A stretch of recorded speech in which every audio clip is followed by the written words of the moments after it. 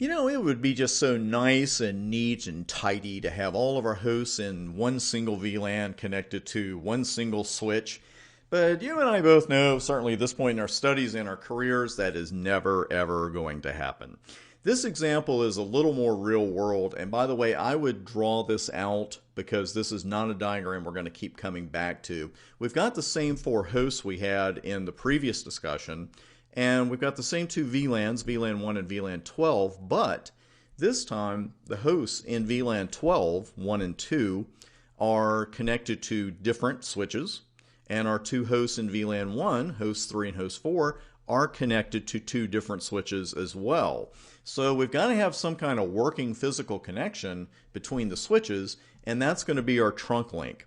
What I've got here in my lab are two switches that are connected via two crossover cables.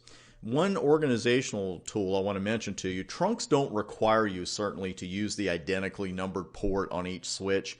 You don't have to connect port 11 on one switch to port 11 on the other switch to have a trunk. The numbers of the ports don't matter. In labs, though, it's a fantastic organizational tool, especially for those of you who do later go after the IE and you've got 10 switches in there and a bunch of cables flying around. It's really nice to look at one trunk link and say, okay, if it's on port 11 on one switch, I know it's connected to port 11 on another. It's just a good habit to get into.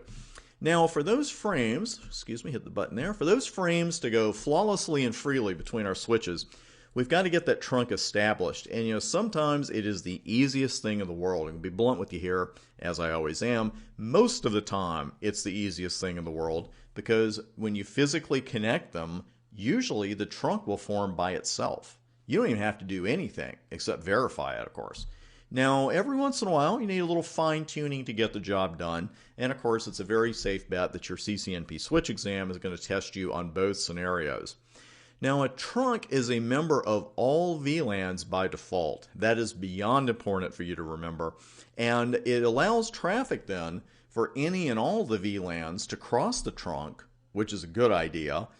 But that includes broadcast traffic, and that's a not so good idea because what we're always interested in doing is limiting the scope of the broadcast. More on that later.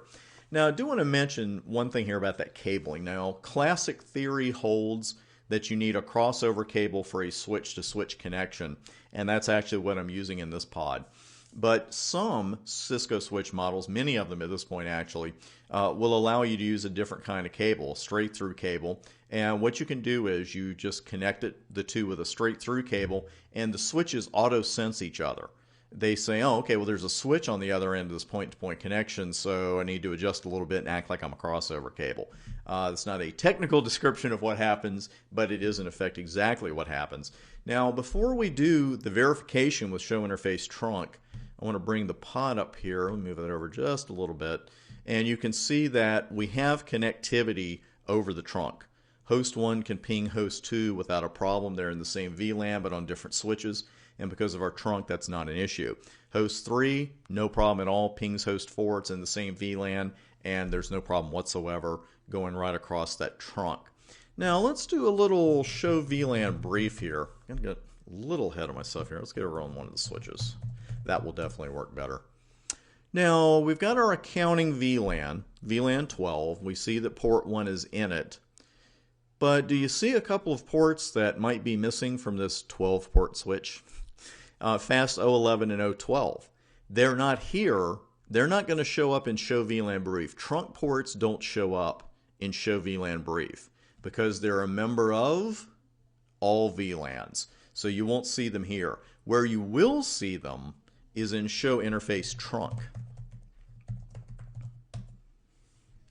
And here's a handy bit of information, a lot of information actually. We're going to go over just about all of this in this particular section of the course, and then of course the spanning tree information at the bottom we're going to talk about in the very next section.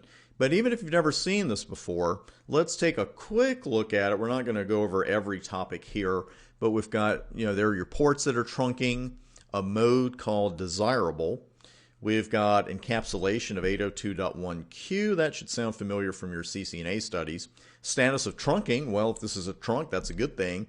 And something called the native VLAN 1. Then under that, you've got the VLANs that are allowed on the trunk. Might be coming back to that as well. And then VLANs allowed and active in the management domain. That's really just a fancy way of saying here are the VLANs that are allowed and that we're actually using. And right now that is 1 and 12. Now let's go over to our other switch and run the exact same command. And we see the same categories, if you will, the same headings, port, mode, encapsulation, status, and native VLAN, but things have changed here a little bit. The mode is different. Let's see if I can get all that on one screen. Yeah, there we go. The mode is different. There's an N in front of the encapsulation on switch 2, and then after that everything is fine. The status is trunking and the native VLAN is VLAN 1. So I have a feeling we're going to be revisiting that as well. We took a look at each of the categories there from left to right. And of course, as with any show command, if you run show interface trunk and you don't see anything, that means that you don't have any ports that are trunking. Then we saw the trunking mode each port is using, the encapsulation type, the status of the trunk, pardon me, and then the native VLAN. Again, I did put in here, and I just want to quickly remind you that when you run show VLAN brief, you will not see your trunk ports. You will not see them. So make sure to look. If you're missing some ports in show VLAN brief, always run show interface trunk and see if that's where they are. I bet it is. Now, I did send the pings across. I showed you the results of that. And, everything is fine. Everything's working beautifully. In trunking, again, as we've seen, by default, it can work pretty darn easily because all I did here was connect the 2 switches with a cable. That was it. I haven't done anything else. I haven't added any configuration or fine-tuned anything. But I'm leading up to something, right? You've probably already read it here. As with everything good in networking, there's some overhead involved. Everything we do on a Cisco router or a switch has a cost. And the overhead here involves something we call frame tagging. And that's where the frame has a VLAN ID attached to it by the switch that is sending the frame. And in turn, that VLAN ID is going to be read by the receiving switch, and that switch knows the VLAN ID indicates the destination VLAN, and then it knows, okay, this is what I should do with the frame now. This is who needs to get it.